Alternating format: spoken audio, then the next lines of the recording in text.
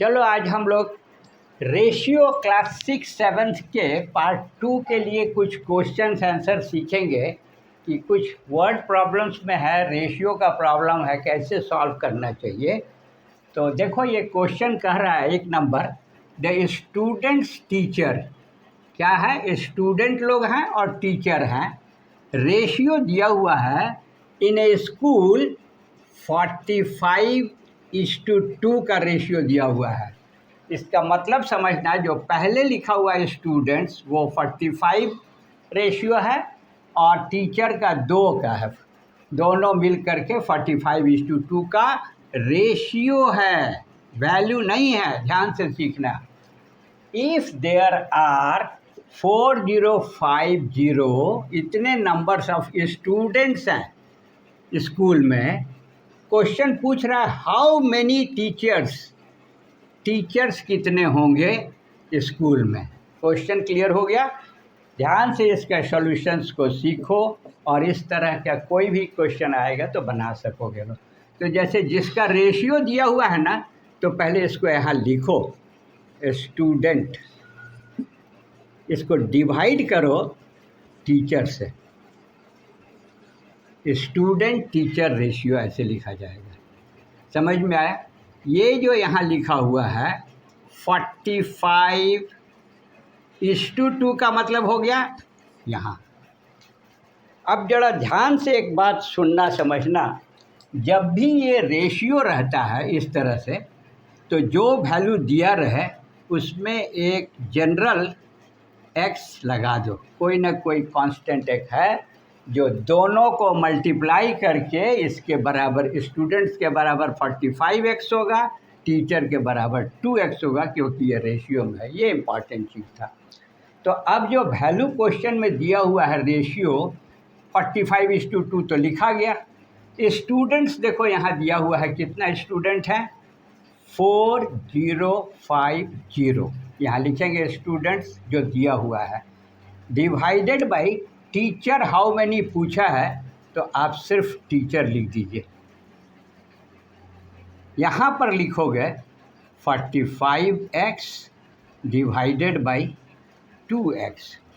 ये जब समझ में आ गया बनाने का तरीका, तो अब ध्यान देना कि किससे हम लोग x निकालेंगे पहले। तो देखो क्या है, ये दिख रहा है 45x equal to this much दिया हुआ है। तो अब हम लोग लिखेंगे यहाँ 4050 इज इक्वल टू 45x। अब सिर्फ x निकाल लेंगे पहले, तो कैसे लिखेंगे, 4050 और इसको 45 से डिवाइड कर देंगे। अब देखो 5 से ये कैंसिल होगा, 5 9 45 और यहाँ 5 8 40, 5 एकम 5 0 और 9 1 जा 9, 9 9 जा 81 और एक 0 आ जाएगा। देयरफॉर x का वैल्यू आपके पास आ गया 90। जब x निकल गया तो ध्यान से सीखना और देखना कैसे टीचर हाउ मैनी पता चल जाएगा। यहाँ देखो तो क्या लिखा हुआ है, टीचर इक्वल टू 2x। तो यहाँ लिख रहे हैं teacher is equal to 2x। अब निकल जाएगा, 2 तो 2 है, x का वैल्यू क्या लगाओगे, 90। कितने टीचर हैं, 9 दूनी 18, 180 टीचर हैं और यही इसका आंसर हुआ। समझ गए? कोई भी रेशियो दिया रहे, ये इम्पॉर्टेंट चीज़ है। x लगा दीजिए, जो मालूम है उसके साथ इक्वेट करके x निकालिए। जब x निकाल जाए तो अननोन निकल जाएगा। Thank. Next question, question number 2 हम लोग सॉल्व करने का कोशिश करेंगे, सीखेंगे। देखो बोल रहा है कि लेंथ ऑफ ए पेंसिल, यहाँ देख रहे हो एक पेंसिल का फिगर बनाया है, ये यहाँ से यहाँ तक पेंसिल है और यहाँ से स्टार्ट पॉइंट से लेकर के बेस तक हम लोग लेंथ बोलते हैं। और ये गोल सा है तो इसका डायमीटर होगा, ये सर्कुलर होगा और ये पार्ट डायमीटर कहलाता है। और जो इसका डायमीटर का आधा होता है रेडियस, तो diameter is equal to 2 radius, ये सीखने का चीज़ है, पहले से भी आप जानते होंगे। तो जैसा कि क्वेश्चन है, length of the pencil is, length कितना दिया हुआ है, length is equal to 18 centimetre दिया हुआ है, एंड इट्स रेडियस दिया हुआ है 4 सेंटीमीटर। तो डायमीटर पूछ रहा है क्वेश्चन में, फाइंड द रेशियो, रेशियो निकालिए लेंथ टू इट्स डायमीटर। इस क्वेश्चन में यही चेंज है, दिया हुआ है रेडियस, ज़रा ध्यान से गलती नहीं करोगे लोग, कि जिसका रेशियो दिया रहे उस हिसाब से उसको लिख करके हम लोग वैल्यू डालेंगे। तो रेडियस मालूम है 4, तो यहाँ निकाल लो 2 × 4 कितना आ गया, 8 सेंटीमीटर। डायमीटर क्या आया, डायामीटर। अब जो रेशियो बोला है, find the ratio of its length, तो यहाँ लिखेंगे कैसे, पहले लिखेंगे लेंथ, LENGTH, लेंथ। रेशियो किससे निकालना है, डायमीटर से, डायामीटर ऑफ द पेंसिल। ये अब लेंथ तो डायरेक्ट दिया हुआ है 18 सेंटीमीटर, यहाँ लिख दो 18 सेंटीमीटर भी लिखना। दूसरा था डायमीटर, तो देखो यहाँ डायमीटर निकला हुआ है, ये 4 मत लिख देना, तो यहाँ हम लोग लिखेंगे 8 सेंटीमीटर। समझ में आया, 18 सेंटीमीटर लेंथ, और ये और रेशियो लिखने का तरीका ये हुआ। अब इसको काट सकते हैं, काटो, 2 चौके 8, 2 नवा 18। तो देखो ये अब नहीं कटेगा, तो इसका फाइनल आया 9:4, ये आंसर है। और ध्यान से बनाओगे, लेंथ इज टू डायामीटर का रेशियो 9. नेक्स्ट क्वेश्चन नंबर 3 देखते हैं हम लोग कैसे क्या बोल रहा है। द मंथली सैलरी, ये सैलरी होता है यदि कोई व्यक्ति किसी काम को करता है, नौकरी करता है या कॉन्ट्रैक्ट करता है, तो उसको सैलरी कुछ मिलेगा महीना में। पर्सन कितना सैलरी मिल रहा है, द मंथली सैलरी, प्रत्येक मंथ में सैलरी मिल रहा है किसी को 12,000 रुपया, ये ध्यान से, 12,000 रुपीज़ सैलरी है। एंड हिज मंथली, महीने में ही एक्सपेंडिचर मतलब होता है खर्च करता है, जैसे राशन लाता होगा, दवा देता होगा, बच्चों का फीस देता होगा, उस पैसे से जो खर्च करेगा एक्सपेंडिचर, उसको एक्सपेंडिचर बोलेंगे। और ये पूरे महीने में इतना पैसा उसको मिला था सैलरी, 8,500 खर्च हो जाता है। तो अब बोल रहा है इसमें कि रेशियो निकालिए, फाइंड द रेशियो। अब जरा ध्यान से सुनोगे, देखोगे क्वेश्चन में क्या रहता है और कैसे बनाया जाएगा, ये सिखाऊंगा मैं। सैलरी, रेशियो ऑफ क्या चाहिए, सैलरी टू एक्सपेंडिचर। यहाँ देखो सैलरी दिया हुआ है, एक्सपेंडिचर भी दिया हुआ है, फर्स्ट क्वेश्चन। सेकंड क्वेश्चन बोल रहा है एक्सपेंडिचर टू सेविंग। ध्यान से देखो, सेविंग नहीं दिया हुआ है कहीं भी, आपको सेविंग निकालना होगा, क्या होता है अभी हम बताएंगे। और तीसरा क्वेश्चन है बहुत इम्पॉर्टेंट, सेविंग जो यहाँ था वो फिर यहाँ आ गया, इसके रेशियो सैलरी से चाहिए, सेविंग टू सैलरी। तो शुरू करेंगे, तो इसको क्या करो, सबसे पहले आप सब डेटा ले लो। यहाँ लिखना है ना सैलरी, तो यहाँ लिखते हैं सैलरी कितना है, ₹12,000। ध्यान से देखना, एक्सपेंडिचर कितना है, ₹8,500। अब सिखा रहे हैं कि सेविंग क्या होता है। सेविंग होता है, मान लो कि जितना पैसा मिला मंथ में और जो खर्च हो गया, जो बच जाएगा रिमाइंडर, उसको हम लोग बोलते हैं सेव, मतलब बचाया हुआ, सेविंग। तो क्या लिखेंगे यहाँ पर, इसको लिखेंगे सैलरी माइनस घटा देने से निकलता है क्या, खर्च, एक्सपेंडिचर। तो देखो सैलरी कितना था, 12,000 रुपीस, 12,000। इसमें से एक्सपेंडिचर घटाएंगे तो कितना बचेगा, 8500। घटाइए, देखिए 0 से 0 यहाँ लिखते हैं, मान लो कि ऐसा लिख करके घटा दें, गलती नहीं हो तो 005 और 8 3 11, ये समझ में आया। तो इसका वैल्यू कितना लिखेंगे, 3500। यहाँ हम लोग लिख देंगे 3500। आया समझ में। इस दोनों को जोड़ दो, 12 आना चाहिए। 5 5 10 0 1 8 4 12, ये ठीक हो गया। ये रुपीस है, सब रुपीस है तो सब रुपीस रहेगा। अब तीनों चीज़ मालूम है तो क्वेश्चन का सॉल्यूशन पहला वाला देखो कैसे बनेगा, ratio of salary to expenditure. तो लिखने ध्यान देना, जो सैलरी बोला हुआ है ना तो उसमें सैलरी ऊपर लिखना है और नीचे रेशियो लेना है इसके साथ, salary to expenditure. Expenditure salary का वैल्यू लिखिए ऊपर 12,000 और नीचे एक्सपेंडिचर लिखिए 8500। अब देखो यहाँ एक 2 0 किनारे से ये और ये कट गया।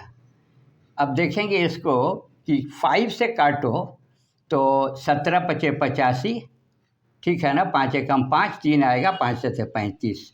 5 से काटे हैं, 5 दूनी 10, 5 चौके 20। देखो तो 5 चौके 20, 0 2 आया, 5 दूनी 10 2 12।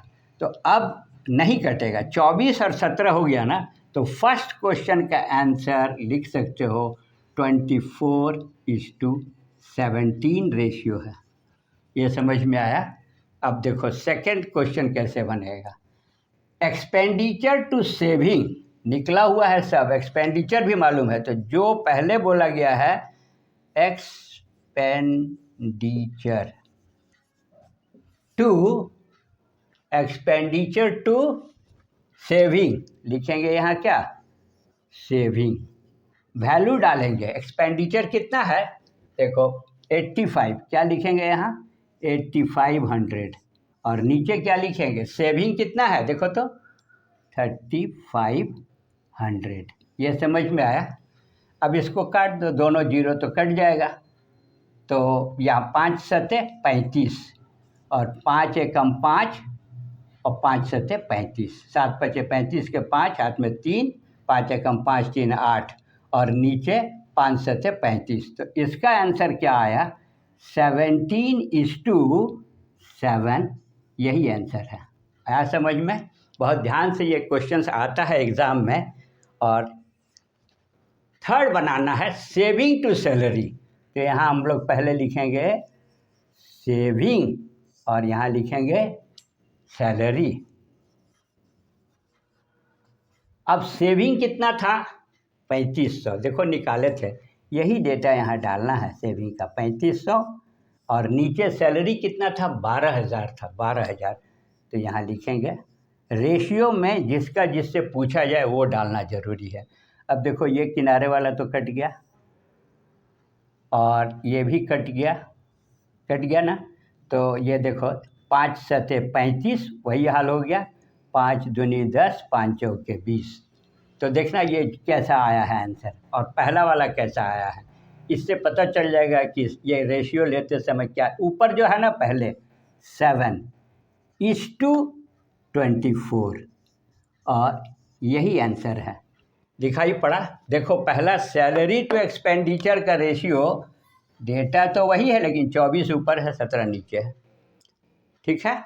और यहाँ देखो 17/7 आया है एक्सपेंडिचर सेविंग का, और सेविंग और सैलरी का आ रहा है 7:24।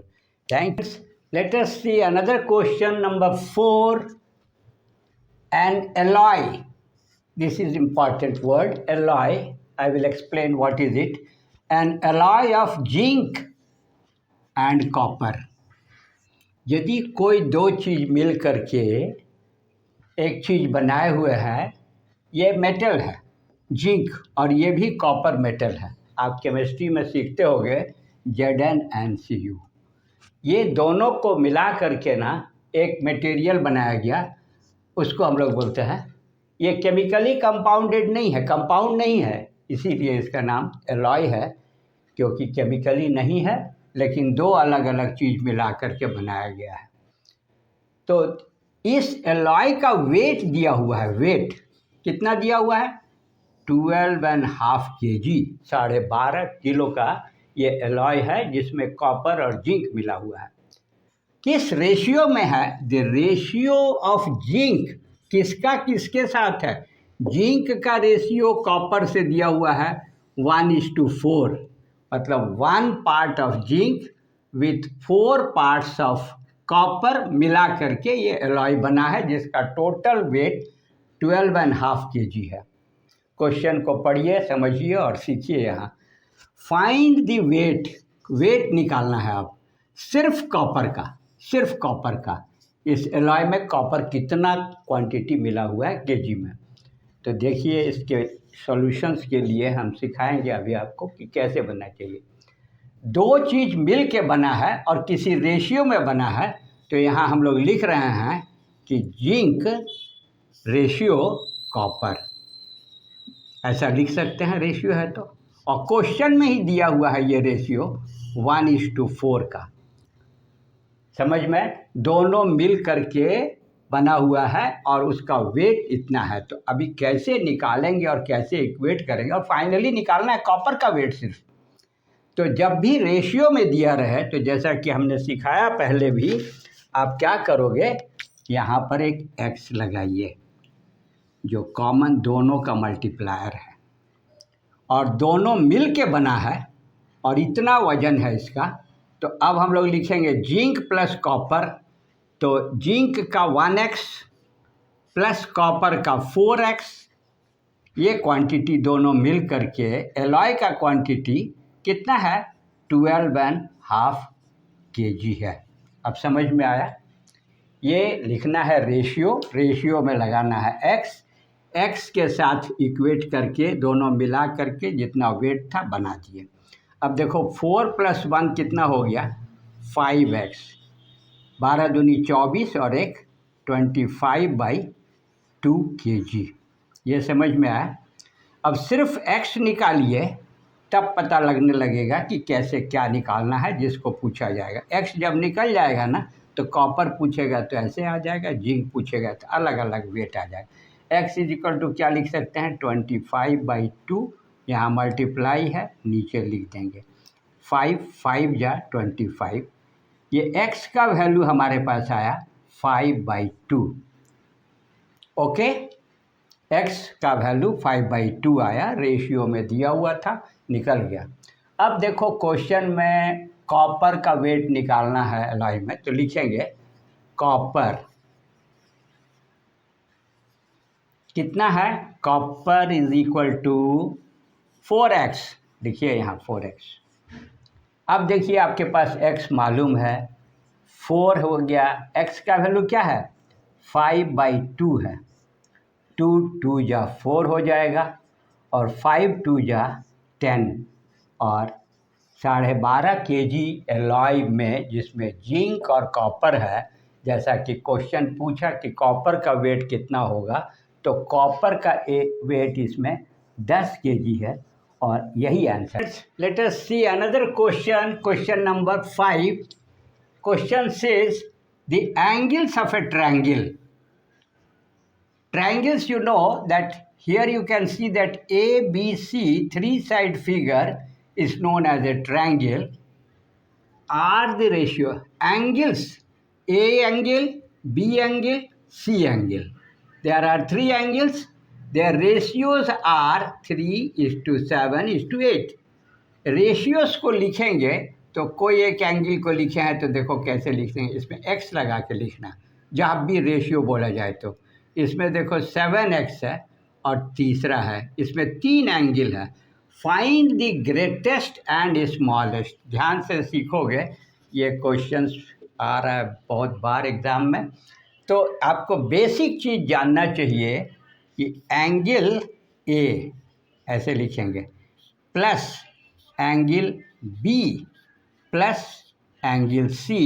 किसी भी ट्रायंगल का तीनों एंगल का सम ऑलवेज 180 डिग्री होता है, ये जानना चाहिए।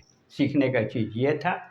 अब जो रेशियो दिया हुआ है, तो रेशियो के लिए 3 के जगह पर a का वैल्यू लिखेंगे हम लोग 3x, ये समझ में आया, 3x प्लस b के जगह पर 7x प्लस c के जगह पर x लगा के रेशियो में लिखेंगे, क्योंकि कुछ वैल्यू है नहीं मालूम है, तो जो x से मल्टीप्लाई होकर के मिलेगा।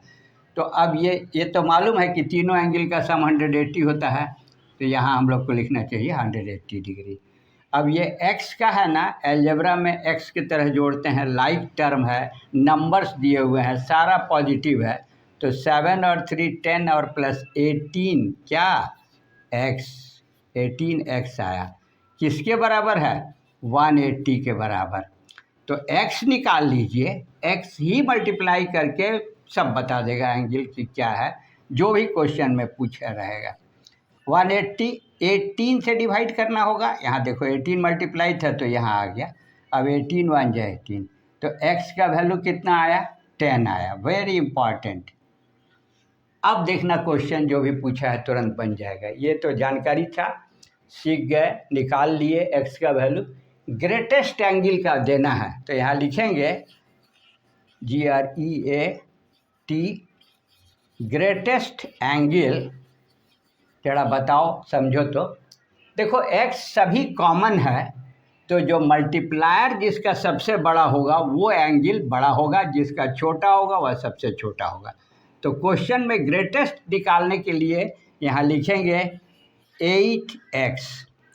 अब 8 में x का वैल्यू क्या मल्टीप्लाई हो रहा है, देखो x का वैल्यू 10 है, तो 10 मल्टीप्लाई कर दोगे और यहाँ इसका आंसर आ गया, ग्रेटेस्ट एंगल 80 डिग्री है। अब जो सेकंड क्वेश्चन था स्मॉलेस्ट, तो स्मॉलेस्ट एंगल निकलेगा कौन सा होगा, निश्चित रूप से जिसका सबसे छोटा मल्टीप्लायर है, x तो कॉमन है 10, तो छोटा एंगल 3x के बराबर है, तो यहाँ लिखो 3x, 3 तो 3 है, x का वैल्यू हम लोग को मालूम है 10 निकला हुआ है, तो ये आ जाएगा 30 डिग्री, और यही आंसर है। अच्छी तरह से सीख गए, किसी भी ट्रायंगल का तीनों एंगल का सम 180 होता है, रेशियोज में x लगा करके जोड़ लो, x निकाल लो, x जब निकल जाएगा तो जो मान लो तीनों पूछा रहता तो 7x में 70 डिग्री का ले आते। अब आप चेक कर लो, मान लो कि हम थोड़ी देर के लिए 7x भी निकाल रहे हैं, बचा हुआ एंगल, तो 7 × 10 आएगा 70। जैसा कि हम लोग सीखे हैं अभी कि तीनों का सम 180 होना है, चेक करते हैं, ये है 80, ये है 30 और ये है 70, तो ऐड करो तो 80 + 30 + 70 आ रहा है 180, बिल्कुल आ रहा है। 30 और 70 100, 180, इसका मतलब है कि सब कुछ सही। Let us see another question, question number 6 of ratio to divide some quantity in 3 different A, B, C. The question is like this: divide rupees 10,400 10400 among A, B and C, 3 persons, and this total amount to be divided, but the division must be in this ratio. See here, 1/2 is to 1/3 is to 1/4, पहले को half ratio, 1/3 1/4 ratio में मिलना चाहिए। तो वो क्या क्या मिलेगा, किस में कैसे मिलता है, डिवाइड कैसे होता है, ये अभी मैं आपको सिखाऊंगा। तो इसका सॉल्यूशन लिखो। अब कैसे है, देखो 3 को मिलना है ना, तो लिखेंगे A + B + C को टोटल बटेगा, तो कितना बटेगा रुपीस, ये रुपीस हो जाएगा 10400। ये तो समझ में आया, 3 आदमी को देना था, तीनों को इतने ही रुपये देना था, इसको जो मिलेगा, इसको जो मिलेगा, इसको मिलेगा, सब जोड़ करके इसके बराबर होगा ऐड करके। लेकिन अब है कि रेशियो में मिलना चाहिए, जो क्वेश्चन पूछ रहा है। तो अब देखो रेशियो का जैसा सिखाए हैं, जो A का रेशियो है ना, रेशियो में लिखोगे तो 1/2 साथ में x लगाना, क्योंकि क्या अमाउंट है वो x मल्टीप्लाई किया आएगा, प्लस b को मिल रहा है 1/3 x लगाना, प्लस c को मिल रहा है 1/4 x लगा के लिखोगे। इधर तो रुपीज़ है तो इसको चुपचाप यहाँ नोट कर देना है, उतार देना है। रुपीज़ है तो रुपीज़ लिख सकते हो। अब देखो इधर एक लाइक टर्म x का है, फ्रैक्शन है, तो इसका तरीका क्या है इसको सॉल्व करने का? आपको 2, 2, 3, 4 का पहले एलसीएम लेना होगा डिनोमिनेटर का। तो 2 से 1 जा 3, 2 2 जा 4, 3 2 जा 6, और ये कितना एलसीएम आया? 12 आया। तो यहाँ क्या करेंगे, लिखेंगे 12 पहले। समझ में आया? एलसीएम तीनों का ले लिए। एडिशन फ्रैक्शन का जोड़ने का यही तरीका। 2 6 जा 12, तो यहाँ लिखेंगे 6x, प्लस 3 4 जा 4x, प्लस 4 3 जा 3x, इक्वल टू ₹10400। ये समझ में आया? अब देखो 6 + 4 10 प्लस कितना हो गया? 13x/12 equal to ₹10400। ये समझ में आया? अब सिर्फ x निकालना चाह रहे हैं, तो सिर्फ x में लिखेंगे तो क्या लिखेंगे? 10400। x का वैल्यू निकलेगा, कैसे निकलेगा? 13 नीचे आ जाएगा और 12 ऊपर चला जाएगा, ये क्रॉस मल्टीप्लिकेशन हो करके। तो 13 8 है 104, 13 8 जा 1040 आ गया। तो x का वैल्यू क्या आ गया? 12 8 है 96, 96 ये आया है x का वैल्यू। अब जब x पता चल गया तो देखो बांटना बहुत आसान है। a का शेयर मिलेगा, a शेयर यहाँ लिखेंगे, a शेयर, ये कितना हो जाएगा? हाफ x होगा, हाफ, और x का वैल्यू क्या लिखेंगे? 9600। तो काट दो, 2 चौके 8, 2 अट्ठे 16, 48। इसलिए ये क्या हो गया? रुपीस इसका 4800 रुपया। ये आंसर होगा ए का शेयर का। उसी तरह से 20 शेयर जो डिवाइड होकर के मिलेगा वो आपका हो जाएगा 13x, मतलब x का वैल्यू क्या लेंगे हम लोग? फिर लेंगे 9600, 3 3 जा 9 और 3 2 जा 6 और 00 आएगा। तो इसका आंसर आएगा 3200 रुपीज़ 3200। ये बी का शेयर हुआ। इसी तरह से आप निकाल सकते हो सी शेयर क्या होगा? 1/4 x था, 1/4 x था, तो यहाँ फिर x का वैल्यू डाल दो 9600, 4 दूनी 8, 4 चौके 16, ये आ गया ₹2400।